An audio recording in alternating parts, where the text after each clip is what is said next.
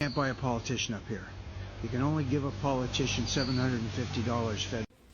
Thank you for your video. I agree with most of the things you say. I think there's more nuance to the buying politicians discussion up in Canada. You're right. You can only give $750 a year. Where we come into issue is the conflict of interest that many politicians have. The biggest issue I see is that politicians, our government, is putting the interests of corporations ahead of people. And I understand that they're not being paid hundreds of thousands of dollars directly from those corporations because they're not allowed to be.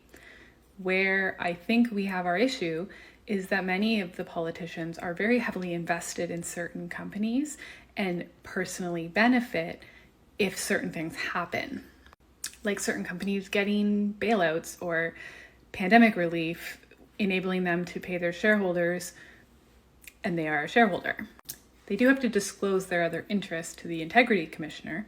However, they're still allowed to be politicians. They're allowed to be on boards of big corporations and be shareholders and own companies. That happens too.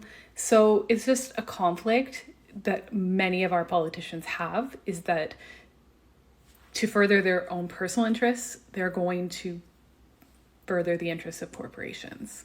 And I'm not saying that we're anywhere near the States as far as that type of thing goes. I think it's a lot more direct corruption down there. But up here, I think we have a lot of conflicts of interest and a lot of people are suffering because of the decisions being made. And I have a petition for that. Coming soon.